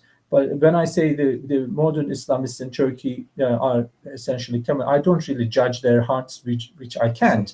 But in terms of political style and political vision, for example, like in the beginning of the Republic, there is this famous 10th year march called 10 yılda 15 milyon genç yarattık, which means we have created 15 million people in 10 years. So they used the word created, and the population at the time was 15 million. So we created everybody, right? So as if they are God. And now the Kemalist Islamists want to create a nation with the Kemalist idea, but just a religious version of it, but which is not an Islamic understanding. We don't really create people, right? Allah created people, and we just do tabligh. We just do dawa or tabligh, and that's it. We don't create people. So that's a very Kemalist idea. And or the Kemalists removed the headscarf and all the religious symbols, and the current Islamists in Turkey are so happy if the symbol comes back. If the symbol, like if a judge has a headscarf, then we are fine. Turkey is an Islamic country again. No, it is not. It's just the headscarf, right?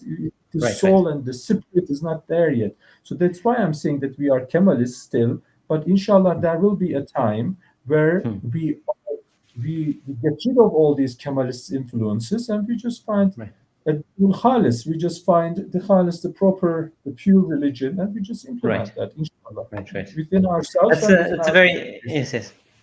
وفقنا الله Yeah. جميعا. It's a very it's a nice reading. I'll just comment on the sort of for those who are interested on the term Islamism. We had in the colloquia about 3 years ago, we've had an extensive discussion on the term Islamism, and as you can predict, there are some people. It's a debate essentially. There are 3 people in favor, 3 people against. Ironically, I'm one of the people who spoke in favor as a commenter. Salman Sayyid was a person who spoke in favor as one of the people articulating. But there are lots of reasons to be skeptical, and the one of the ways in which when I teach students, I say that Islamism, as it's used in the public sphere, is highly problematic, because it's basically just to create a boogeyman in sort of like the discourse. So ISIS is Islamism. That's the kind of mentality that people have. Yeah. But it's also useful because in the conception of religion in the West, there isn't really that much space to create a notion of religion which also incorporates political dimensions. And so I use Islamism to refer to the political dimension of Islam, which shouldn't need to be the preoccupation of every Muslim.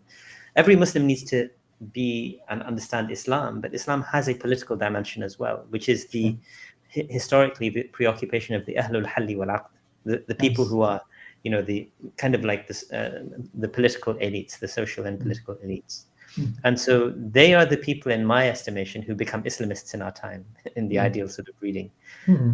So yeah, I mean that's one reading, but these are they say in Arabic, "La mushahata fil istilah." You don't need to quibble over the words, so it's all good. Yes, I agree with you. Yeah, I agree with you. Thank you. I wanted to. So the other dimension that I wanted to open up, actually, and I remembered the question was to, bring this to a more ummatic reading. So, of course, ummatics, the raison d'etre of ummatics is to think about politics on the scale of the ummah, and to recognize, actually, unlike the notion of politics that is bequeathed to the West from the sort of Greek tradition, where the scale of politics is at the level of the polis or the city, the Muslims are concerned with the scale of the politics of the Muslims is at the level of the ummah. The entire ummah has a kind of voice in. Sovereignty may belong to God, but in this world, the sort of sovereign decision-making in the political realm is ultimately the preserve of the ummah. This is something which is even theorized in the pre-modern time, which is a fascinating, even someone like Patricia Kroner, one of my professors as a graduate student, describes this as a kind of democratic principle almost within sort of medieval Islam. So I wanted to sort of ask you about a project like Diyanet. Is, of course, and I already asked you, it's very Turkish focused. But is this something which, Turkey has had historically an immensely important role, particularly in the last 5 centuries, of global Muslim leadership, certainly within the central lands of Islam. That has, that ambition was reduced in the interest of preservation, self-preservation by Kemal Ataturk. But is the Diyanet model something that can also help us think about, what are the strengths and weaknesses of religion as a bureaucratized tool of a state entity? And there was one other dimension of this, which was, you mentioned that the failure of Kemalism and failure of all of these kinds of attempts that have existed currently, this is also actually a failure of the ideologies that are mainstream in the West today, whether it's, neoliberalism, whether it's the sort of the standard liberal models have failed in the United States. We have Trump. In the UK, the far right is knocking on the door. In France, the far right almost won the last elections. So there is a collapse of politics. There's also, I referred to postmodernism. There's a collapse of ethics and, philosophical foundations in the context of the last 20, 30 years, well, going back 50 years. So that's why Ummatics believes, in a sense, that there is an extraordinary opportunity to re-enliven Islamic voices and Islamic thought. This is a very long-winded way of saying, what would you say, given your experience of the Diyanet sort of scenario or context and the Turkish context, what can we draw inspiration as an ummah from all of these sorts of experiences? Yeah. Well, I think we can draw inspiration from the abolishment of the caliphate itself, because it was very quick, very contextual. And I say so because I believe that if the right context comes, the caliphate can be revived very quickly. That's what I think. It can be revived very, very quickly. We just have to have the mental preparation. We have to have the logistics, and we have to be optimistic, and we have to have hopes. Because nobody would believe, like in 1915, let's say, even 1920, nobody would absolutely believe that the caliphate was going to be abolished in 3 years. Nobody would be believed at all. Anyone suggesting that would be called crazy and would put in like madhouse, right? It was a crazy idea, but then it happened. Just like that, I think the reverse could happen as well. When the caliphate was abolished in 1924, and Ataturk was again so smart, it didn't say that the caliphate was something negative. We hate caliphate. No, Ataturk, it's not Ataturk's style. He said, because the idea of caliphate is already embedded in the parliament, then we don't need it anymore. That's what he said. He didn't say caliphate is something bad. He said the caliphate is something really good, but we have it in the parliament. So why do we need the post or the person?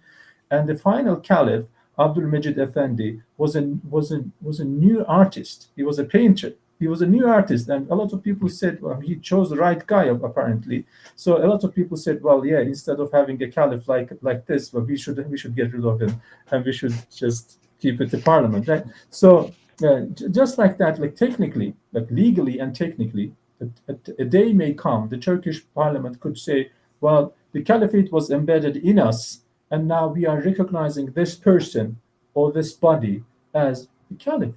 So it is possible. We should be optimistic. Right. And I think the world is, as you said, the world is moving towards that direction, that a context will come, because America is declining, and China is probably that. Yeah, China is not probably that much interested, at least at the time being. A right context comes, maybe a lot of people are waiting, although negatively, but waiting for another world war.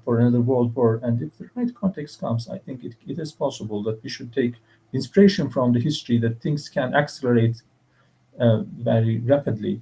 I don't know if it is the answer to your question. No, I think it's absolutely. I mean, like crises are periodic, of course, in human history. In the context of sort of late modernity, what sort of some Marxist historians optimistically call late modernity, so to speak, or late capitalism.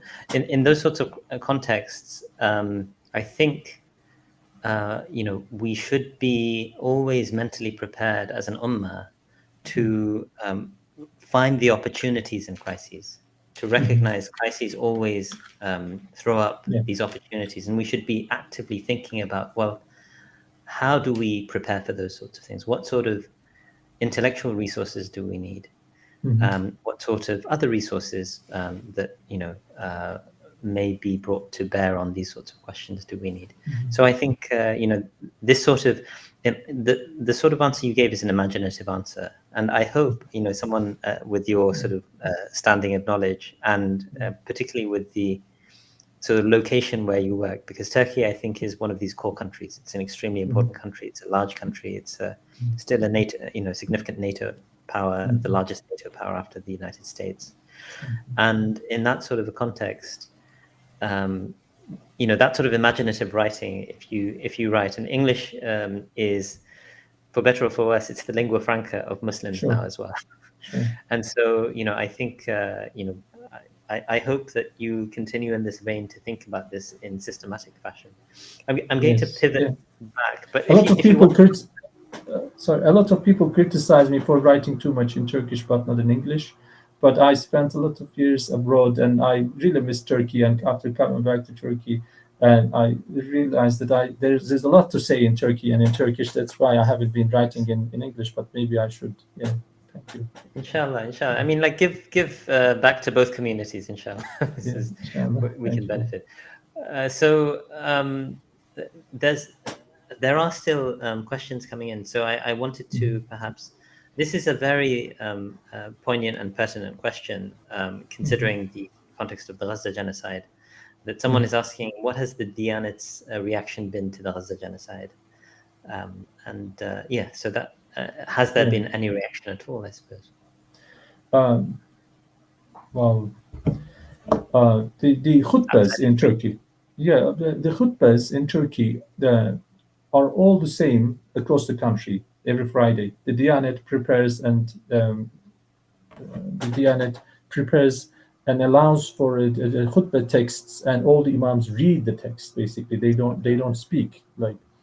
And in some Friday, this is too much control. I think having some control over religious institutions and mosques is good. It is good, I think, but too much is not good.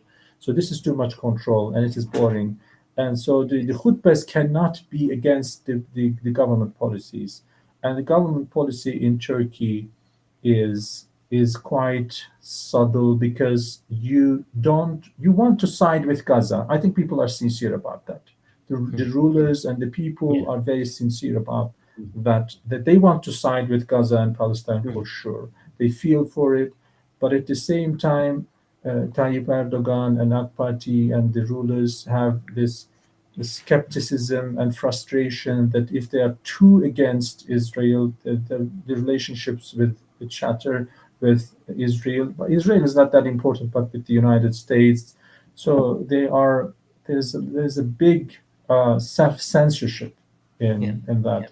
So the Diyanet is self-censoring, I think. So there are the khutbahs on Palestine and Gaza, and actively Turkey is supporting a lot of Gazans and Palestinians. Yes, but at the civil level, at the official level, there is self-censorship. So it is not. I think it is a shame for Turkey, but they call it real politics. What can you do? Yeah. Yes, and you see like Turks, constantly over the last 2 years criticizing Erdogan for not doing enough. Of course, I mean this has been a frustration of the average Turk on the street, and I mean like these people balancing all of these different geopolitical considerations. Erdogan, of course, had his unfortunate contribution to the economic situation a few years ago, and he's now having to sort of try to figure out how to rectify that situation. And Turkey, I think, is still suffering from high levels of inflation. So so there are so many, but may Allah make things easier for you all in Turkey. But it's being the largest military in in NATO after the United States. It's like those of us who obviously we sit outside and literally I'm an armchair critic in this context because I'm an academic sort of in an ivory tower, but it's just our leaders across the world who have access to these kinds of military resources have been completely delinquent in letting this genocide take place on their watch. 50 Muslim countries, completely disgraceful and completely unforgivable in my may Allah sort of bring us to our senses. Well, actually, like when the Gaza genocide started after the October 7th attacks, I actually proposed the idea, which was regarded even by my Muslim friends as heretical almost. I said that, well, as the Muslim community, as the Ummah, we have two options. One, we just go and fight, and that's the first option. If that is not going to happen, then we have to evacuate Gaza and we have to remove the people from there. I said, well, because this is the Sunnah of the Prophet, if you can't fight, you can run away. It's fine. Hijrah is running away. And the Prophet sent his Sahaba to Habashistan, to Ethiopia, and then later on, and just to reconquer the Mecca, reconquer Mecca. It's not a complete abandonment, but it's a temporary abandonment. A temporary abandonment is fine according to Islamic understanding, I said, And people thought that, well, I was being heretical. Like, what? How can I suggest something like that? But I don't know what you are thinking about that. But I think the Muslim life is holy. I think Muslim. I think like attributing so much value to land is a secular feeling. I think it's a secular feeling. It's a modernist feeling. That's what I said. I don't know what you think about that, but So yeah, for the time being, as the yeah, Muslim Ummah, I think we are in a shameful position. We don't go and fight, and we don't yeah, save the people either. yeah, We say, yeah. well, die. Dying is good. Shahada is good. Die. You die there. I mean, Mhm. suffer and be miserable and die. That's the attitude we are having. What do you think? It is. I mean, that's obviously sort of absolutely disgraceful, as we both agree. I think the question of fighting is not just, from a Muslim perspective. And this is, in a sense, we are not completely sort of far from the question of engineering a national Islam, because this is the consequence of having national Islams. Various national Islams means that you do not have a unified voice on this. But the question of fighting is actually an obligation that the ICJ, the International Court of Justice, highlighted as I think they called it an erga omnes obligation in international law. You would know this better, meaning this was an obligation that fell upon every single Exactly. state Yeah. of the world to actively work towards preventing, including through military intervention, against Israel. So this has been in force since the end of January 2024, as far as I'm aware. That obligation that has been triggered by they said there's a plausible risk of genocide, and there is an erga omnes obligation on all Yes. states to prevent genocide from taking place. So everyone has been delinquent, but it's a greater obligation on Muslims than others, because in addition to that, international human rights law obligation that we have, we also have an Islamic obligation. What you say in terms of trying to save people and evacuating them, I would say that the geopolitics of that are a more significant sort of matter of consequence. And you're absolutely right. Human life matters more than land. Human life, it matters more than the Kaaba, according to the Hadith. Yes. But a single life matters more than the Kaaba, according to a Hadith. But at the same time, there is, I think, so much more at stake here, that people are themselves, that it's not like they themselves are saying, we want to escape from here and we want to go to Egypt, or we want to go to another land and be saved. There are some people who are in desperate need who want to do that, and they should be evacuated. But large numbers are saying, no, this is our land. We have, in principle, we're trying to stand our ground. And the Prophet ﷺ said, "Man qutila duna malihi faduna irdihi." There are various sort of like iterations of this Yeah, hadith, exactly. and this includes sort of people who are being That's forced over these sorts of circumstances. They are shaheed. This is a matter of dignity and honor. So I think there are various ways to argue it. I don't think what you've suggested is for is if the Muslim Ummah is saying, no, those people should die. No one's saying that.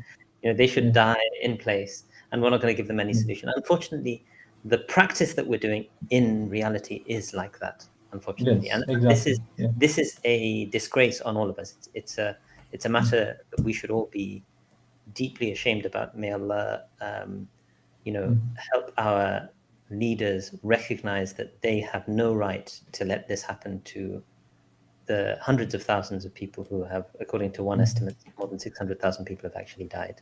The estimates that are coming out represent a fraction of the actual death toll. But this is, of course, arguably the central concern of the Ummah right now. It's not reflected in the way the Ummah's leaders are behaving. But what you mentioned in terms of the Khilafah, it's a fascinating reading of the Khilafah, that it went very quickly and that can come back very quickly. I am conscious of time, and perhaps in the next 10 minutes, I'm just going to quickly run through the remaining questions, if that's okay, of the people. Yes, sure. But yes, the question, the last question was, of course, related to the Diyanet's reaction, and I think it kind of makes sense as a bureaucratic institution that it would just follow the state's geopolitics is not its. Yes. And the Diyanet cannot afford to make Tayyip Erdogan look weak and inefficient with regard to Gaza. So they are protesting in a very careful way. They cannot afford, meaning if they did, then the president would be changed or something, or there Yeah, would the be president will be interference from the changed. state. Yeah. Okay. So it's an Right. obedient institution. Yes. Okay. So someone is asking, and this is specifically, I guess, an Ataturk-related question. I heard that Ataturk forced people to have Turkish family names, thereby losing their lineage. Is this true, and is it possible to reverse, or is that knowledge lost? Did people lose knowledge of their lineage?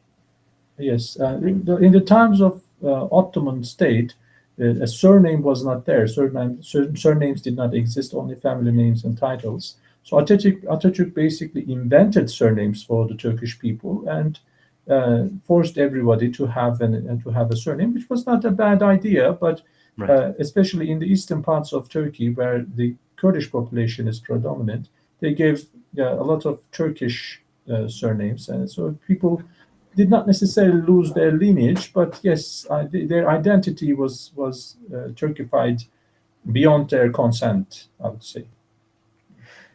This may be a partial answer as well, that like there are certain parts of the world, like my parents are from Bangladesh originally, where the idea of whether it's a family name or even a lineage didn't exist. People just had names. They Yeah.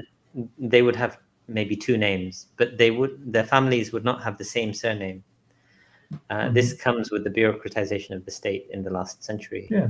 And even to this day, I have cousins who have different last names because they just don't have the habit of. I Yes. find this very amusing, and so I guess the idea of lineage, even in various Muslim societies, hasn't been universal, even though it's actually a very central component of Sharia. But the Turkish state has a service called e-Devlet, which means electronic state. And on e-Devlet, you can go and find all your ancestors like 200 years back. So it is not necessarily like hidden from the people. No, it is not. Now it is also an AK Party thing that you can, for 200 years, like you can see all your ancestors and their names and all that. Fascinating. Fascinating. Okay.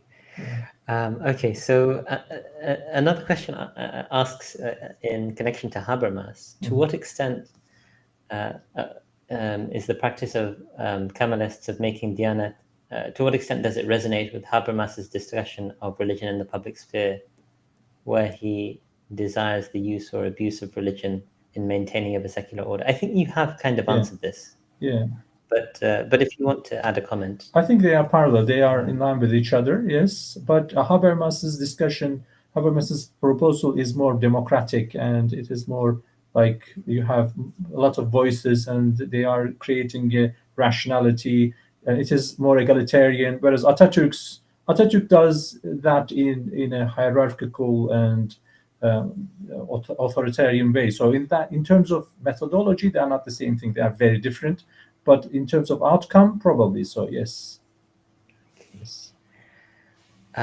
Someone else is asking about Said Nursi as well. So I experienced that Said Nursi's books are available even in masjids in the army barracks because they are solely about Iman, and his language is close to the military and army. This isn't actually too much of a question. I don't know. It's an observation. I don't know if this is true or not. Yeah. But, Well, Said Nursi is now accredited by the state. Now accredited, yes. So it's possible to see his books everywhere, yes. I don't really understand this question, but saying, can you give examples of future Islam in Turkey? Maybe, don't know what YRP is probably Yeniden Refah Partisi. It's probably the abbreviation of the party. Yes. I don't think YRP is necessarily the future Islam in Turkey, but obviously they might. Actually, after in the last elections, their popularity has risen because of the Gaza, because of the non-reaction of Tayyip Erdogan to Gaza. Right. So yes, they became more popular. But future Islam, I would say that because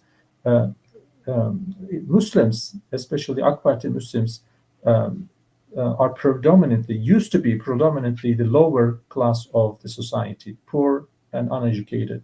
So in the last 20 years, they became richer, they became more educated, they squeezed in the government and the state opportunities. So the Muslims and the seculars, or the religious and the seculars, are now balanced out. So they all have this similar socioeconomic status. So after that, after this satiation has taken place, I think that a proper and pure Islam will come to play in Turkey. That's my optimism, at least.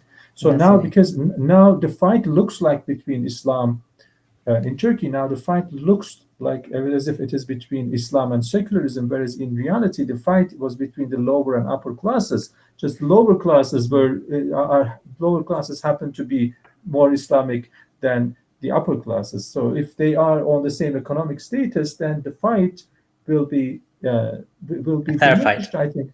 Clarified, and that's okay. So these are the preparation stages of a better Islam in Turkey, I think. Inshallah. I like your optimism. But I mean, do you think that that sort of what you see as potentially a better, Turkish orientation towards Islam, it's also, I mean, going to be a Turco-centric, potentially, orientation towards Islam? Does it have implications for the Ummah as a whole, in your view? Well, I think yes. I think too much emphasis on Turkishness is not good for Turkey. It is not, because internally it is not good, because we have huge Kurdish population. When it comes to 2050, Kurdish population, ethnically Kurdish population, will be more than the Turkish population in Turkey. So because Kurds, the birth rates are higher among the Kurds, and there are also like almost now like 6-7 million Arabs in Turkey, indigenous Arabs and Syrian Arabs, right? So the too much emphasis on the ethnic Turkishness is not good for Turkey. So that should be, I think, get rid of. And Turkey, after that, Turkey could play an important role in the Islamic world. Not necessarily the leader, but a main player for sure. Inshallah, that will happen. Yeah. Right.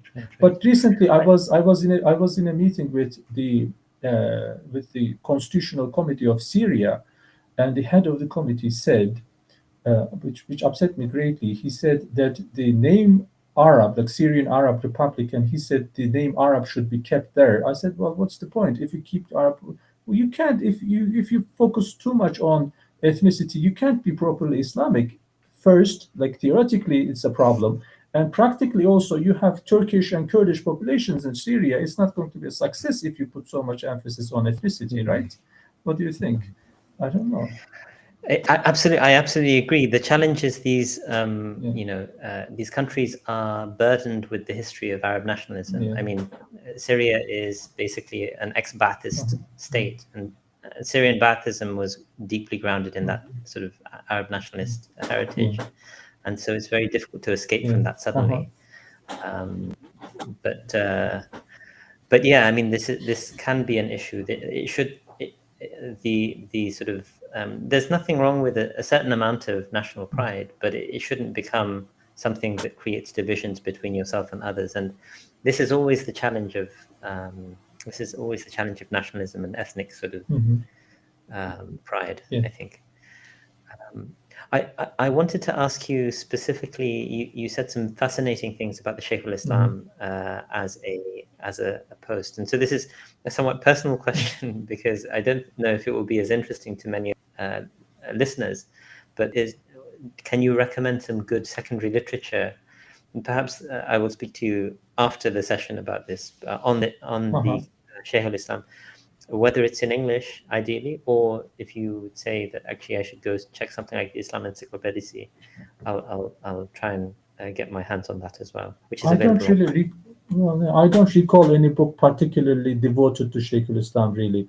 Like a classical Ottoman history book would include information about him, but I don't really know any specific book on. The information that you gave was fascinating in the sense that you're talking about I've heard this many a time, that Shaykh al-Islam could issue a specific fatwa that removes the Khalifa, like, and this happened on several occasions, as I Yes, understand. it did. It did. It Um, did. but I haven't seen, aside from my own sort of like dean in the college, Professor Recep Şentürk, I haven't seen this discussed in English, number one, and perhaps it's been discussed at greater detail in Turkish. Sorry. So this is something I hope maybe I'll sort of continue asking my Turkish colleagues about, inshallah. Yeah. Well, I'm not so optimistic about that in Turkish either, because a lot of people are like, it is. You might find it interesting that in Turkey, like Islamic legal scholars in the schools of divinity, for example, they don't write about modern law because they are afraid. They are circumvented in Circumscribed, yeah. that, circumscribed in that understanding that it is a secular country, that they can't really comment on anything within the zone of secularism. So they are afraid of certain subjects. So Right. well, there are a lot of things that they should have been written on, but it is not. It's not because they are afraid Fascinating. on. Yeah.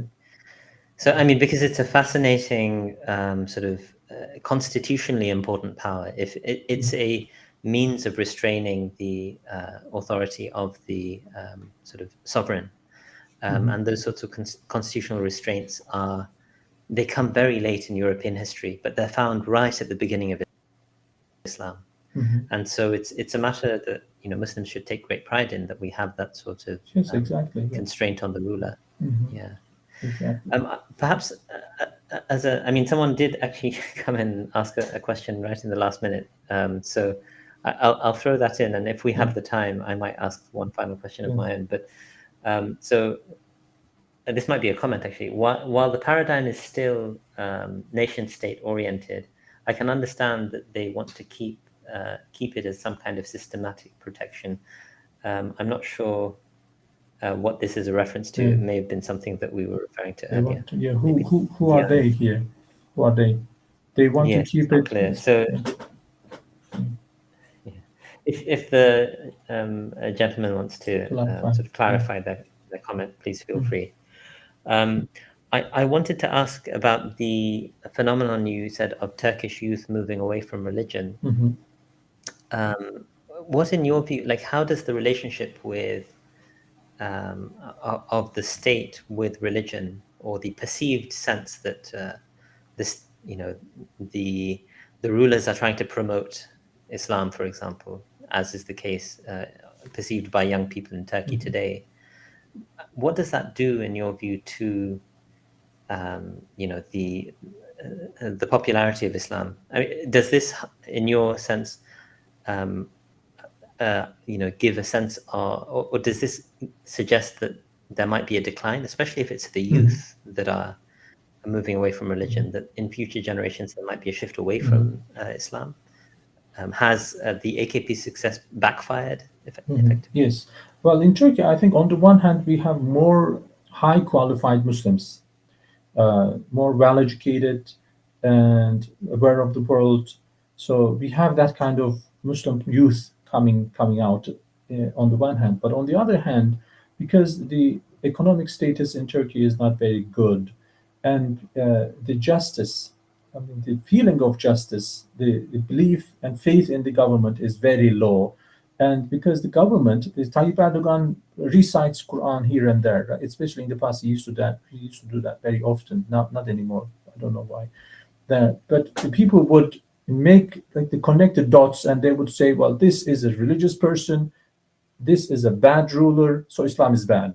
So like a lot of youth think in very simple terms. So if Islam was something really good, this person would have governed us better, right? So and Turkey is not governed well. I think that's I feel very close to Tayyip Erdogan in terms of my Muslim beliefs and feelings, but Turkey is not governed well. That's for sure, especially economically, and like the judicial system is not fair, and it's not well. It is so. I just make the distinction between Tayyip Erdogan's rulership and Islam, but a lot of people who are ignorant about Islam and who are more emotional, they just connect the dots and they come to strange conclusions. And that's the prime reason in Turkey for getting away, like for feeling distant to Islam, I think. Yeah. That's thank you. And I guess the gentleman did clarify. He's saying it was about the Syrian Arab Republic. So saying while the paradigm is still nation state oriented, I can understand that the Syrians want to keep that kind of systematic protection, I guess, by calling it Syrian Arab Republic. Well, yeah, if you protect, if you act for the sake of systemic protection, you protect the system, which is a bad system. Well, yeah, you protect the bad system. Yeah, it's the same case in Turkey. Like a lot of things are, a lot of things are being excused for the sake of systemic protection, but it's a bad system. Yeah, you protect the bad system. So. And unfortunately, this is something which we experience this is institutional inertia. Like institutions want to preserve themselves, and this is the logic actually of state institutions in our time. Professor Amir Kaya, this has really been a pleasure and deeply informative. I've been greatly enlightened. I think our audience members have been greatly enlightened. They've sustained us with a series of questions for the last 2 hours, and you've kindly given us so much time in the last 2 hours. I want to give you maybe another minute or two if you want to say any final reflections on this Ummatics colloquium. Sure. Yes, I just would like to thank you very much for creating this opportunity of conversation and exchanges on the Diyanet and on the Caliphate and other important issues of the Ummah, which is the mission of Ummatics. And if you allow me, I would like to congratulate Ummatics, and I'm very happy to be among you today. Inshallah, you will have a lot of good events, and keep up the work. Inshallah, you will be much more influential in the Ummah, and you will be a light for the Ummah, inshallah, in the future. Jazakumullah khairan. I mean, the Ummatics Institute is basically a collection of scholars, and we'd love to invite you to be an active person engaged with our work. So, it really is a collection of scholars from the Ummah who are trying to do what we can to re-enliven our discourse in the context of our circumstances as an Ummah.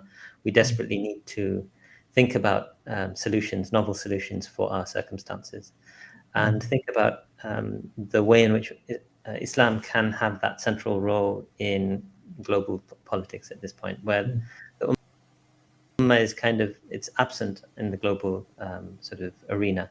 It needs to come back, and inshallah, if we can see the re-enlivening of the Khilafah as that central heart or political vision of the Ummah, that can be one of the things that we try and realize. Jazakumullah khairan again. We really look forward to continuing this conversation with you in various forums and formats. Jazakallah khairan. And I'd like to also thank the entire team at Ummatics behind the scenes who've helped organize these sessions so seamlessly, and all of the attendees who've kindly engaged and participated, and of course all the people who are watching on the replay as well. Please remember to like and subscribe, and join us inshallah in a month's time with the next colloquium. Subhanakallahumma bihamdik, nashhadu an la ilaha illa ant, nastaghfiruka wa natubu ilayk. Assalamu alaikum wa rahmatullahi wa barakatuh.